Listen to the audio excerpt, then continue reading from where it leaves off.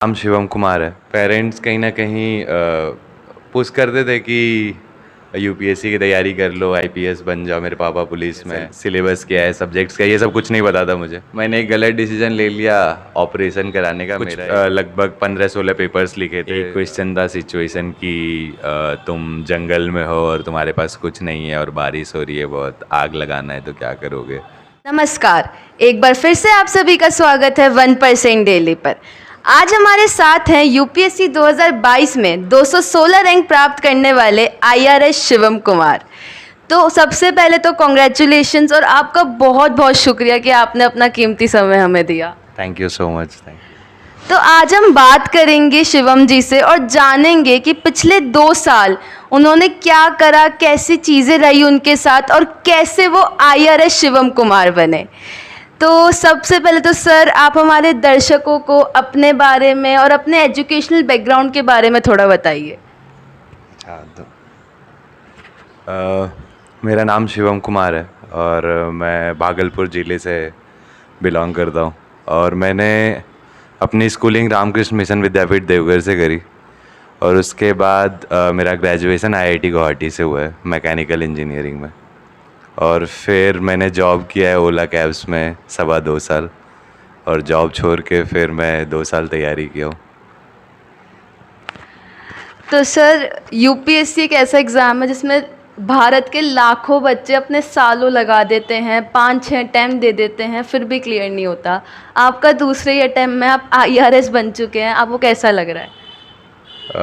Lucky feel हो रहा है, फॉर्चुनेट फील हो रहा है कि फाइनली मेरा उस अनप्रिडिक्टेबल होली लिस्ट में नाम आ गया। बाकी खुशी है और शुक्रगुजार हूँ जिन्होंने कि इस एग्ज़ाम के पीरियड में मुझे हेल्प किया है, चाहे वो मेरे दोस्त हैं, पेरेंट्स हैं, सारे लोगों का। तो सर जैसा आपने बताया कि आप जॉब कर रहे थे, तो आपकी जॉब कैसी थी, आप किस पोजीशन पे थे और आपका एक्सपीरियंस कैसा था वहाँ पर? जॉब मैं ओला कैब्स में कर रहा था। मेरी जॉब अच्छी थी, मैं बिज़नेस साइड में ओला ऑटो के बिज़नेस साइड को हैंडल करता था। तो एक्सपोज़र बहुत था उसमें भी, और इनफैक्ट उस टाइम पे नए नए प्रोडक्ट्स बन रहे थे ऑटो से रिलेटेड या एलोकेशन से रिलेटेड, तो उस पर भी काम किया था, प्राइसिंग प्रोडक्ट पे भी काम किया था। तो जॉब का नेट एक्सपीरियंस बहुत अच्छा था।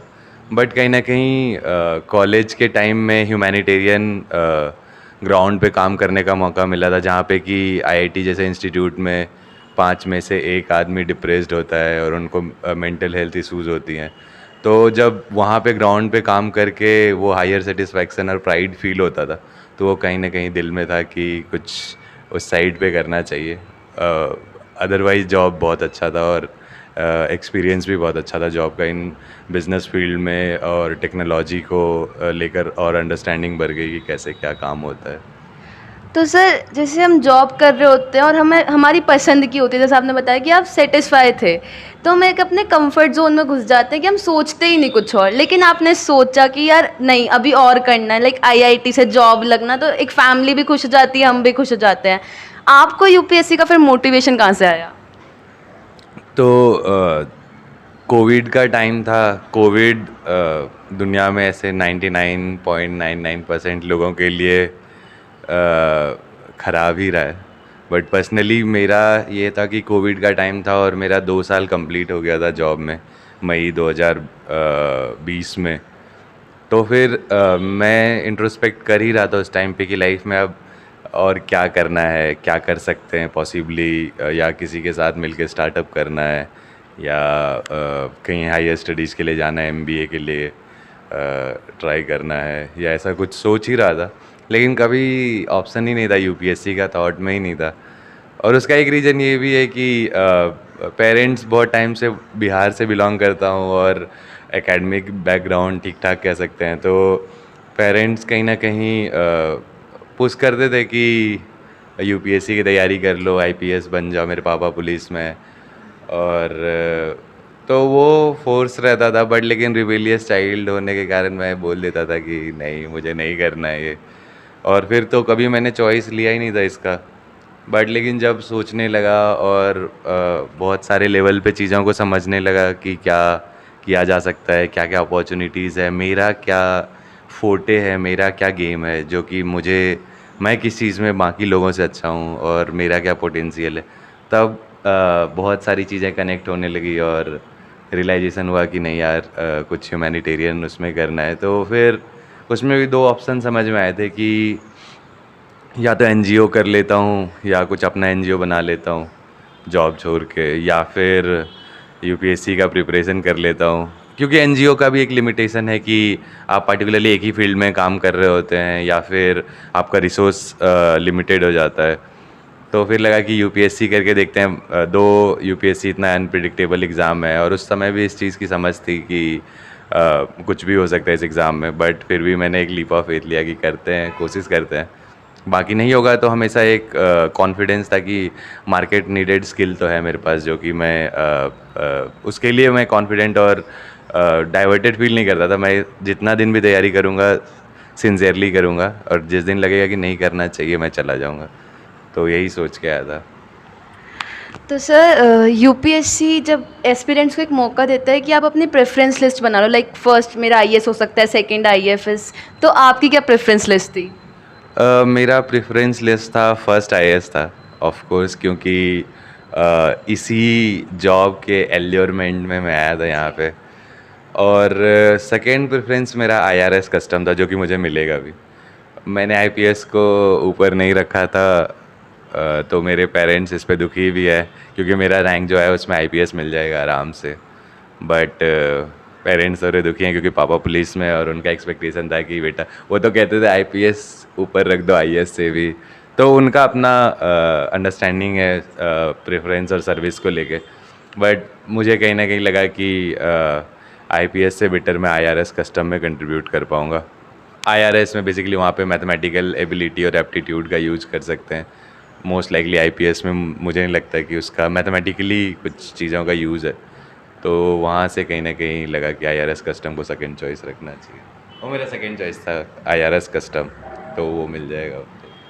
तो सर अभी आपने क्या सोचा है कि आपको जो आईआरएस सर्विस मिला आप उसमें समर्पित हो जाएंगे, या फिर अभी एक अटेम्प्ट और दे के एक आईएएस की जो होप है वो फुलफिल करेंगे? अभी मैं नहीं सोच रहा हूँ कुछ, प्रेजेंट टाइम में तो नहीं सोच रहा हूँ। और दूसरा ये भी है कि थोड़ा ये भी लगता है कि इतना एफर्ट दिए, सब कुछ एग्ज़ाम के लिए किए, और पर्सनली मेरा एक्सपेक्टेशन था कि कहीं ना कहीं टॉप 50 में रैंक आ जानी चाहिए, क्योंकि मैथमेटिक्स एज एन ऑप्शनल मेरा अच्छा पेपर हुआ था।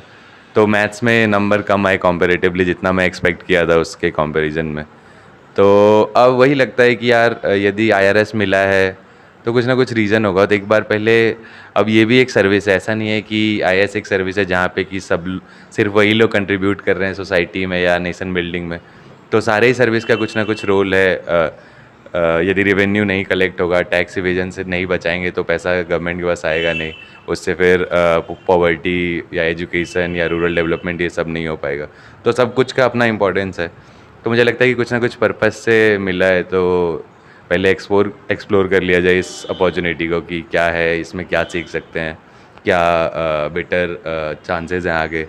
और फिर यदि फिर भी लगेगा, फिर एक सेल्फ रियलाइजेशन होगा कि नहीं यार, आईएएस में ही सारी अपॉर्चुनिटीज़ है, या वहीं पे बहुत कुछ किया जा सकता है, बाकी जगह पे तो लिमिटेशन है अपॉर्चुनिटीज़ का। तो फिर ज़रूर कोशिश करेंगे फिर से।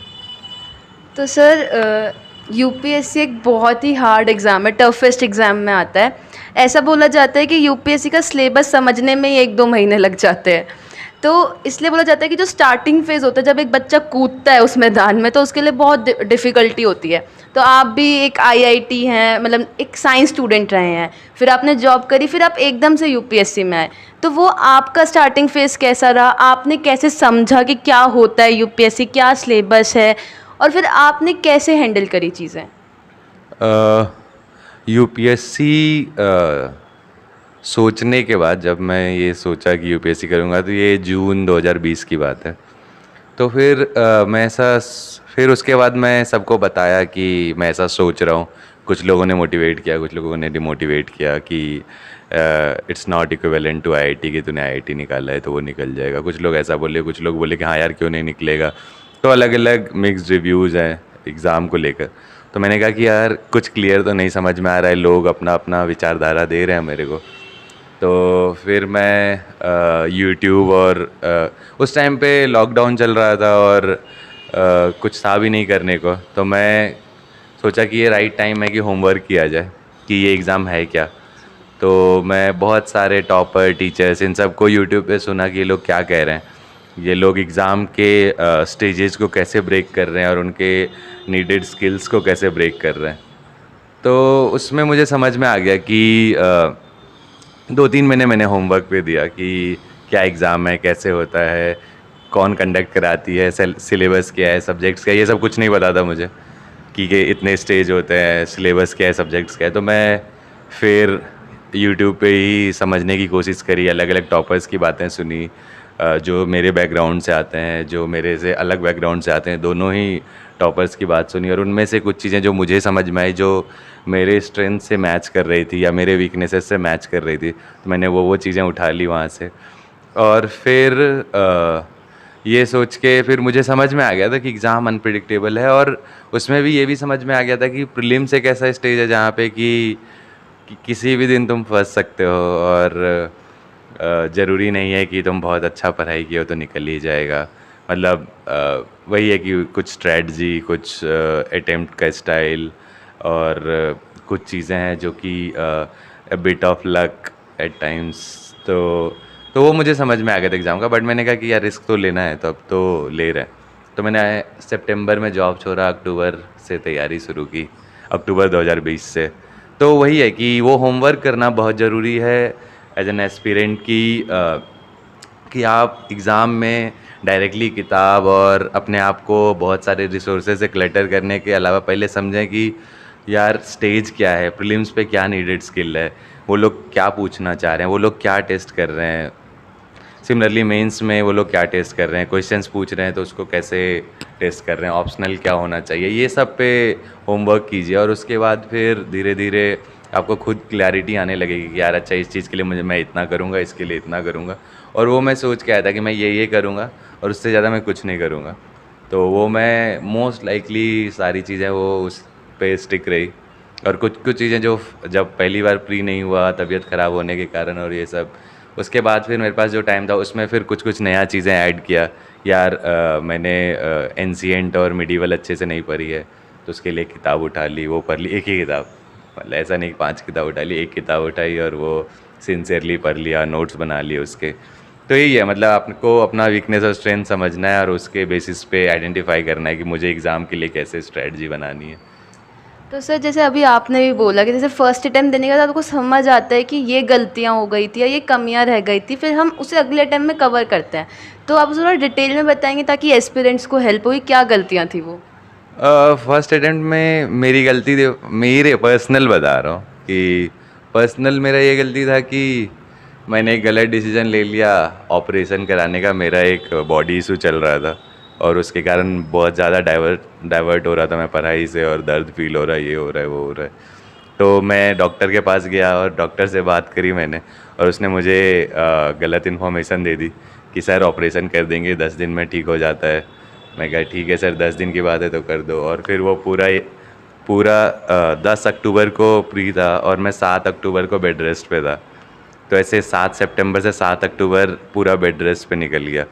तो उस चक्कर में जो है बहुत सारी चीज़ें नहीं कर पाया मैं, टेस्ट सीरीज़ नहीं लगा पाया, PYQs सॉल्व करने तो वो नहीं कर पाया। इनफैक्ट लेटे लेटे मतलब कोशिश किया मैंने, मैं हार नहीं माना, पढ़ने का पूरा कोशिश करता रहा, चाहे पेन किलर लेके पढ़ना पड़े वो मैं करता था।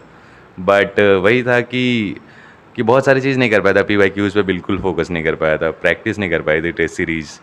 और इनफैक्ट कुछ कुछ चीज़ें जो मैंने जानबूझ के छोड़ी थी, एंशिएंट मिडीवल, तो उसको तो मैं उस ईयर जानबूझ के ही हल्का कम पढ़ा था।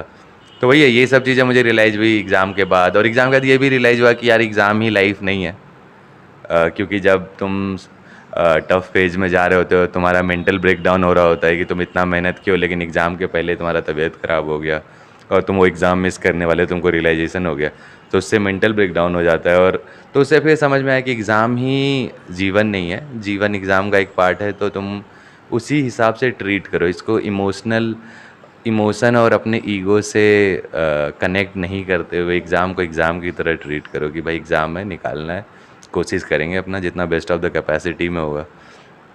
फिर मुझे ये समझ में आया, तब मैं उसके बाद दिल्ली आ गया था। ऐसे अपने दोस्त लोग मेरे यहाँ पे तैयारी करते हैं, तो उनके पास आया, उनके पास रहा, बट टेंशन फ्री पढ़ाई करी। फिर उससे पहले तो बहुत ही स्ट्रेस में रहता था मैं। दिन के 12-13 घंटे पढ़ रहा हूँ, 14 घंटे पढ़ रहा हूँ, बट उतना नहीं पढ़ना होता है। वो अनसस्टेनेबल काइंड ऑफ स्टडी है, जहाँ पे कि बॉडी कंप्रोमाइज़ हो रहा है तुम्हारे एक पर्टिकुलर गोल के लिए, नियर फ्यूचर गोल के लिए, तो वो नहीं कर सकते। तो सर आपको क्या लगता है कि अगर फॉर इंस्टेंस अगर आप बीमार ना होते और आप वैसी पढ़ाई कर रहे होते तो आपको लगता है कि आप फर्स्ट अटेम्प्ट में निकाल लेते यूपीएससी? कह ही नहीं सकता हूँ मैं। एग्ज़ाम इतना, हर स्टेज पे इतना अनप्रिडिक्टेबिलिटी है कि मैं बोल ही नहीं सकता हूँ कि मैं निकाल लेता। हो सकता है कि मैं बीमार नहीं होता, तो तब भी हो सकता है कि मेरा प्री ना निकलता, और हो सकता है कि सब सही होता तो हो सकता है निकल भी जाता।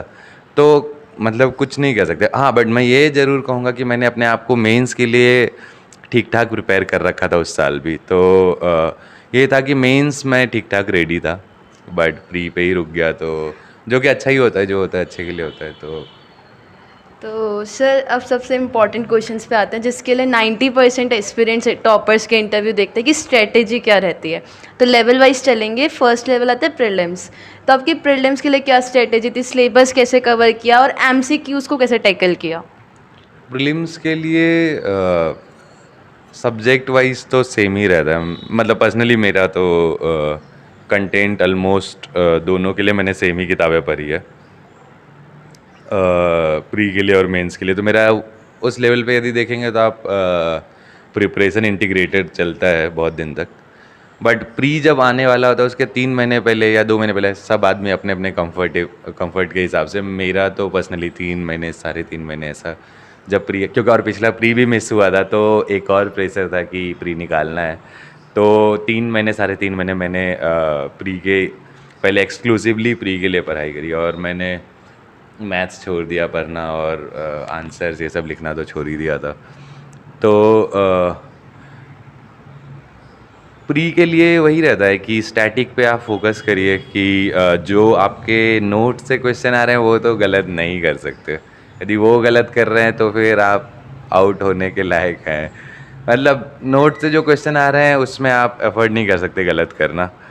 और दूसरा ये कि करेंट अफेयर्स को लिमिटेड उसमें पढ़ें, कि ऐसा नहीं कि पूरा 5,000 पेज का करेंट अफेयर पढ़ रहे हैं।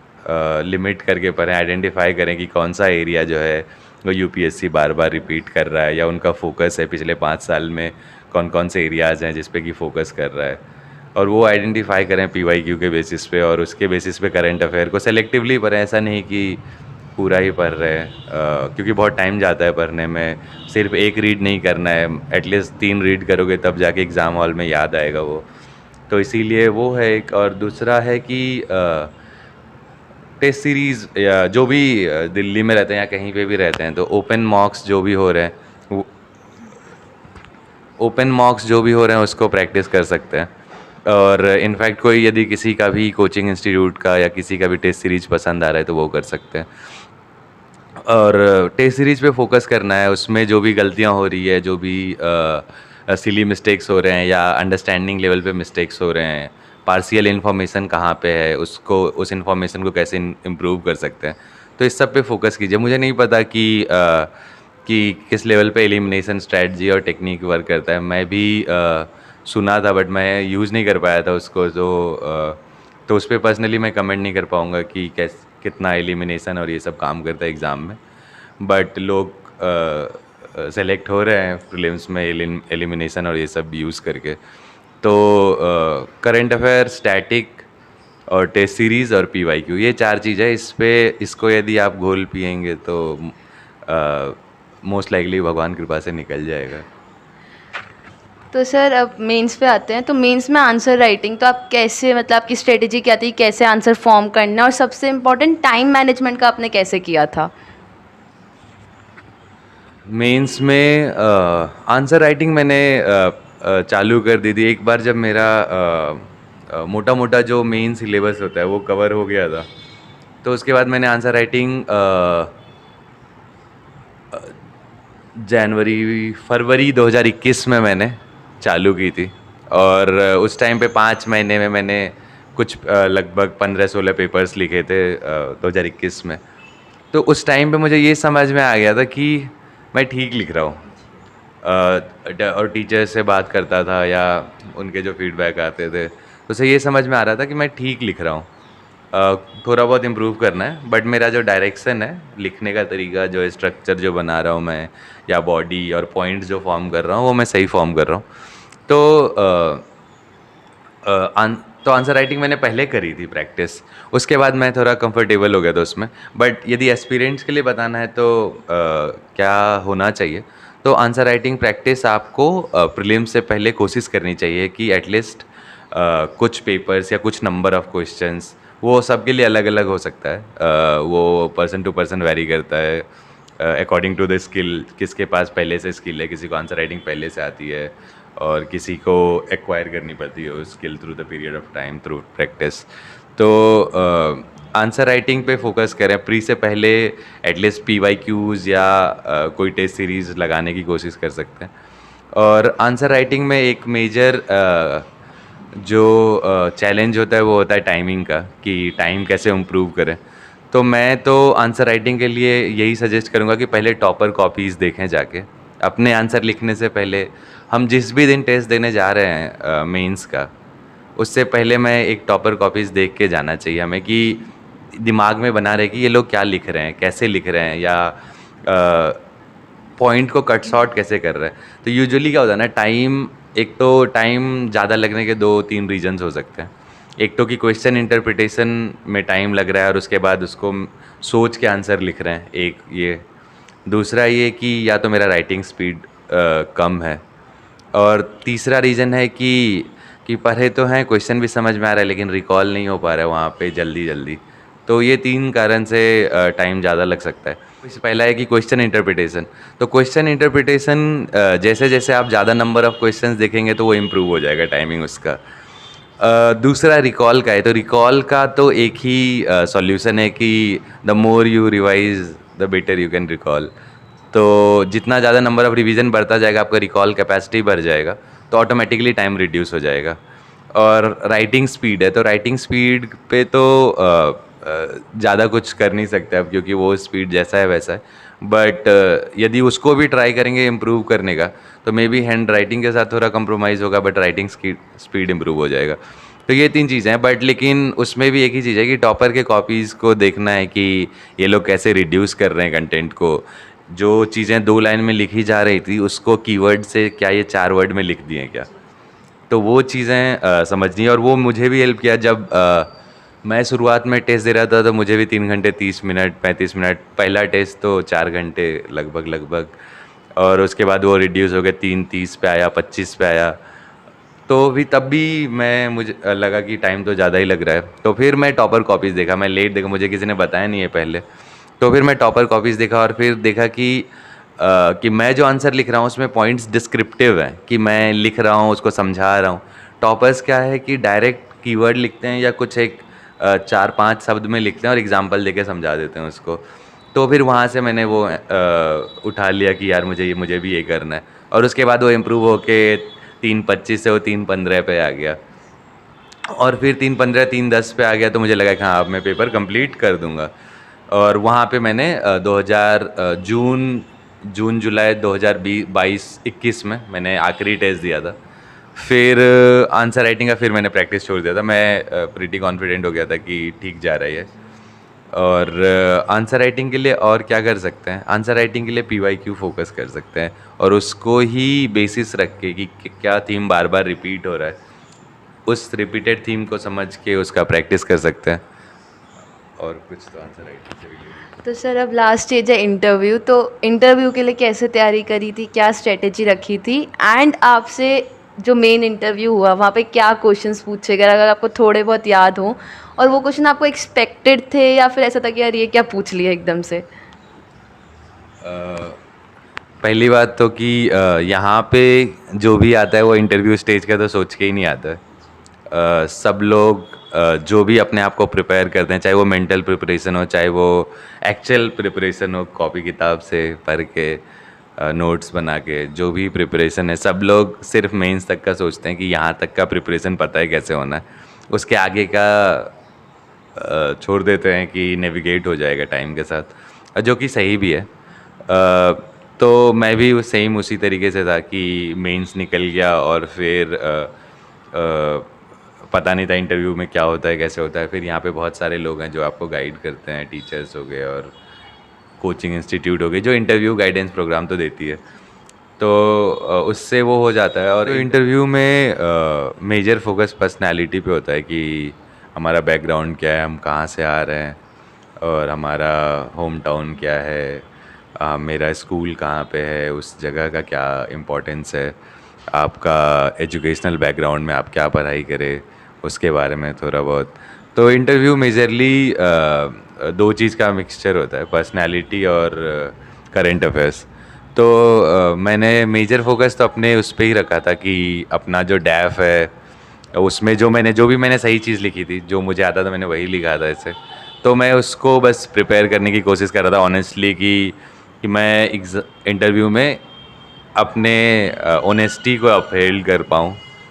और दूसरा ये है कि करंट अफेयर्स होता है दूसरा पार्ट। और करंट अफेयर्स के लिए वही है कि आप न्यूज़पेपर्स पढ़ने लगते हो, दो दो न्यूज़पेपर्स, लोग तीन चार न्यूज़पेपर भी पढ़ते हैं, मैंने तो दो पढ़े थे। तो दो न्यूज़पेपर्स पढ़े और फिर उससे करंट इवेंट्स में क्या चल रहा है उसका एनालिसिस, कि क्या अच्छा है या मेरा क्या स्टैंड होगा, यदि कि कोई पार्टिकुलर चीज़ है तो उस पर मुझे यदि एक साइड लेना होगा तो मैं कौन सा साइड लूँगा। तो उस पर मेजर फोकस रहता है। तो ओपिनियन बनाने पे, ओपिनियन फॉर्म करने पे, या किसी पर्टिकुलर सब्जेक्ट पे एक क्लैरिटी ऑफ थॉट बनाने पे, और कहीं कहीं पे जो बहुत ही सेंसिटिव मुद्दा है उस पर बैलेंस जजमेंट बनाने पे। तो अलग अलग इवेंट को अलग अलग तरीके से जज करने को सीखते हैं इंटरव्यू के लिए। मतलब ट्राई करते हैं कि उस पर एक ओपिनियन हो। और मेरा इंटरव्यू बहुत ज़्यादा एक्सपेक्टेड लाइंस पे ही था कि मेरे बैकग्राउंड से रिलेटेड, आईआईटी से रिलेटेड, ओला कैब्स में काम किया तो वहाँ के बारे में पूछा। उसके अलावा देवघर जहाँ पे मेरा स्कूल था तो उस जगह के बारे में पूछा, क्यों फेमस है, कैसा। उसके अलावा नॉर्थ ईस्ट में इंसर्जेंसी के बारे में पूछा, क्योंकि आईआईटी गुवाहाटी से पढ़ा हूँ तो नॉर्थ ईस्ट में। उसके अलावा नॉर्थ ईस्ट गुवाहाटी या आसाम के कल्चर और सोशल डिफरेंस वर्सेस बिहार के कल्चर और सोशल को कंपेयर करने बोला।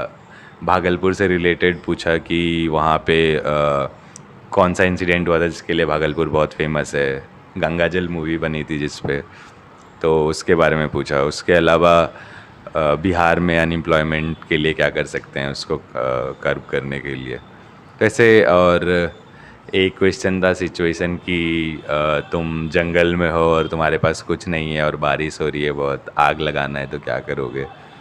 तो इस टाइप के क्वेश्चंस पूछे जाते, बट यूजुअली एक्सपेक्टेड लाइंस पे मेरा इंटरव्यू चला। तो अब बात है कि वही कि यूपीएससी का इतना वास्ट सिलेबस होता है और आजकल हम ऑनलाइन एरा में रह रहे हैं जहाँ पर ई बुक्स भरी पड़ी हैं, ऑनलाइन कोचिंग्स हैं, ऑनलाइन टेस्ट सीरीज़ है, यूट्यूब पे इतने कंटेंट है, ऑनलाइन चैनल्स है।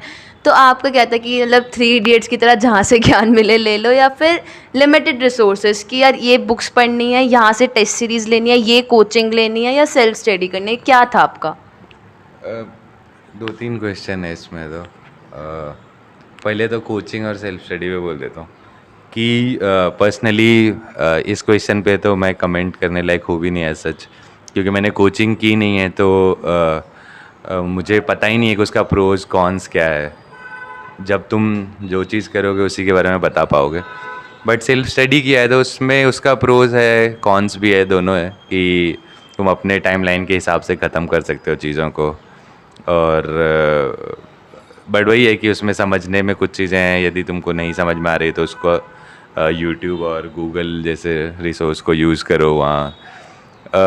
उसके अलावा और क्या था? कहाँ से पढ़ा, कौन सी बुक्स पढ़ी? तो बाकी यार रिसोर्स को, क्योंकि एग्ज़ाम का ऑलरेडी सिलेबस इतना ज़्यादा है, ये एग्ज़ाम डिफ़िकल्ट इसलिए नहीं है कि यहाँ पे कोई रॉकेट साइंस सॉल्यूशन देना है। ये एग्ज़ाम डिफ़िकल्ट इसलिए है क्योंकि यहाँ पे सिलेबस इतना ह्यूमंगस है और कंपटीशन इतना टफ है, 2 नंबर पे 40-40 रैंक नीचे हो जा रहा है। तो थिंक ऑफ इट कि 2025 के टोटल मार्क्स वाले पेपर में 2 मार्क्स जो कि होता है 0.1%, 2 मार्क्स पे 30-40 रैंक नीचे हो जा रहा है और टोटल रैंक ही इतना कम निकलता है, तो बहुत ही मार्जिन बहुत ही कम है मिस्टेक्स का इस एग्ज़ाम में। तो हाई कंपटीशन एग्ज़ाम हो गया। तो तो इस एग्ज़ाम में इन सारे चीज़ों को मद्देनज़र रखते हुए यही समझ में आता है कि तुम रिसोर्स को कितना लिमिट कर सकते हो, कितना कम पढ़ो लेकिन उसको इतना अच्छा पढ़ो कि तुमको जब बोला जाए तुम तब प्रोड्यूस कर सको उसको। तो ये चीज़ है। और दूसरा है कि यूट्यूब या कोई भी और सोर्स जो भी है उसको भी वाइजली यूज़ करना चाहिए, इनडिस्क्रिमिनेटली यूज़ नहीं करना चाहिए। वाइज यूज़ का ये मतलब है कि हम जो सोर्स फॉलो कर रहे हैं वो तो कर रहे हैं, वहाँ में कुछ नहीं समझ में आया, वहाँ कुछ डाउट हुआ जो कि लगा कि अच्छा इस पर्टिकुलर चीज़ में मुझे कुछ समझ नहीं आया, तो आप वहाँ पे यूज़ कर लीजिए उसको। बट ऐसे इनडिस्क्रिमिनेटली कि एक ही टॉपिक 8 जगह से देख रहे हैं, एक ही करंट अफेयर 9 चैनल पे पढ़ रहे हैं, तो वो डिफ़िकल्ट है। फिर उस तरीके से एग्ज़ाम निकालना तो बहुत ही डिफ़िकल्ट हो जाएगा। पर्सनल ओपिनियन है ये तो। तो सर जैसा होता है ना कि यूपीएससी एक तपस्या बन जाती है, जैसे आपने 2 साल बहुत कठिन समय देखा होगा, और इस तपस्या में हमारे पास कुछ ऐसे लोग ज़रूर होते हैं जो हमारी बैकबोन बने रहते हैं, जो हमेशा हमें सपोर्ट करते हैं। तो आपके लिए वो लोग कौन थे? शुरुआत के 1 साल में जब मैं घर पे था तो मम्मी पापा रहते थे, और मम्मी पापा हमेशा ही वहाँ पे क्योंकि नज़दीक रहते थे तो कुछ भी बोल सकते हो, कुछ भी दुख होता है, कुछ भी पीड़ा हो रही है, नहीं समझ में आ रहा है, किताब इतने सारे देख के पहली बार तो मैं फर्स्ट टाइम जब इतने सारे एनसीईआरटीज़ घर पे आई थी तो मैं ऐसा देख के थोड़ी देर वहीं खड़ा हो गया था कि ये सब पढ़ना है क्या। तो वहाँ पे मम्मी बगल में थे, बोले अरे तुम तो 1 महीने में पढ़ लेगा, तुमको क्या टेंशन है।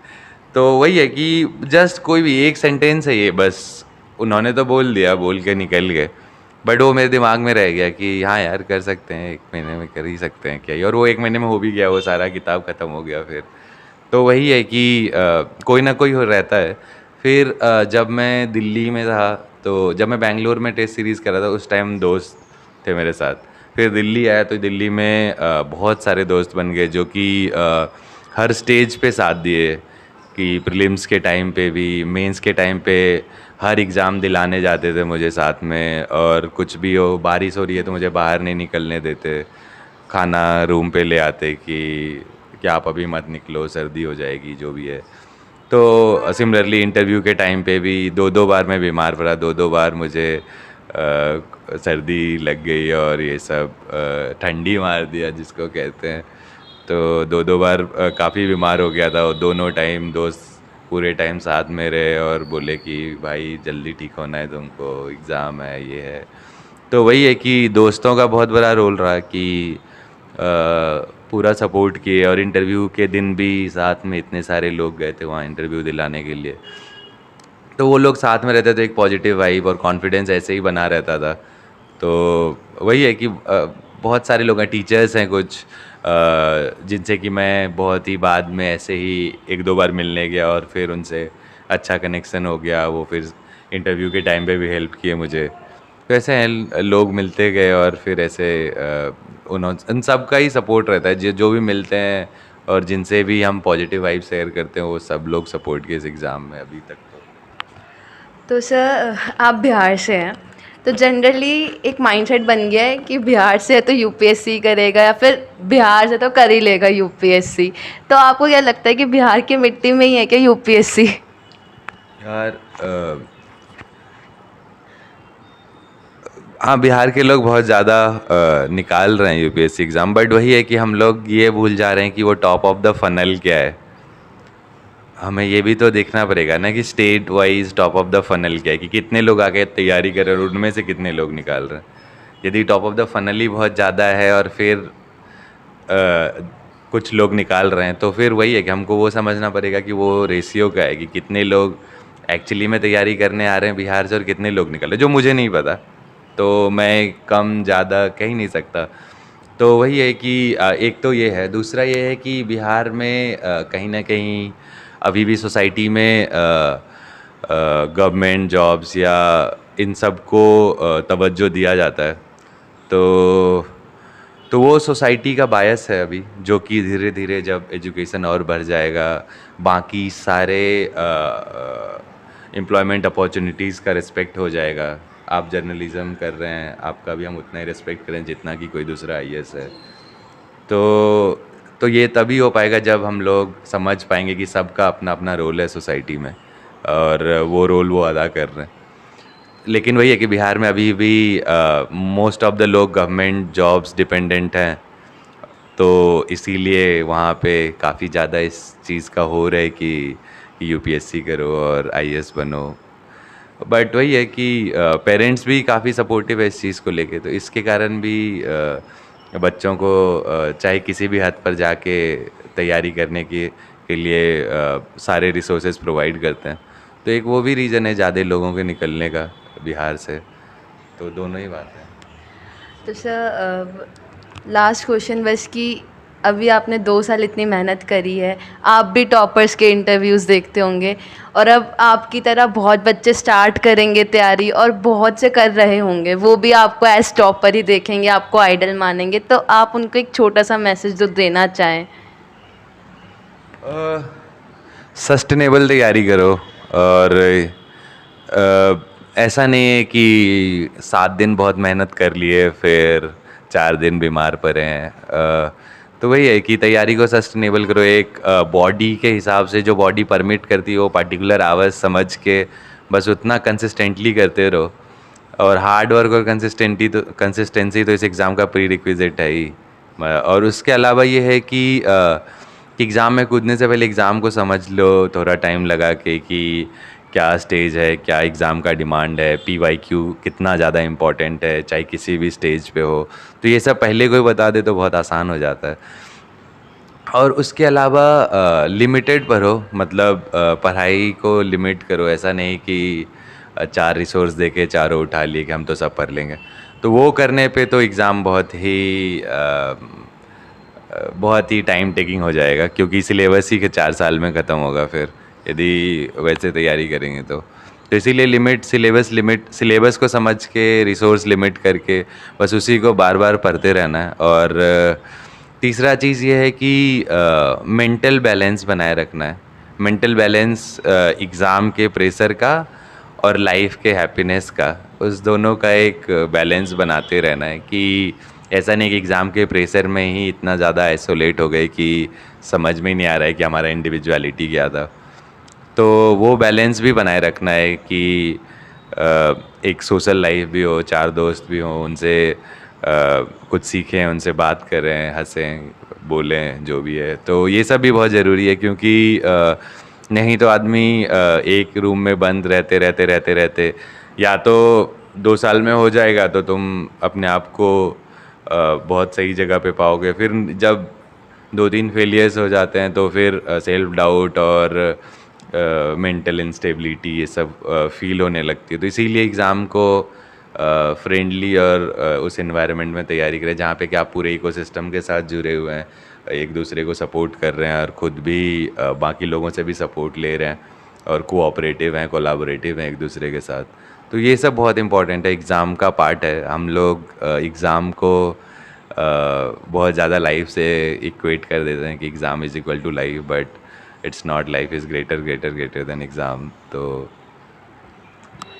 तो thank you so much guys, and अगर आपको वीडियो पसंद आई तो चैनल को लाइक शेयर सब्सक्राइब करना मत भूलना।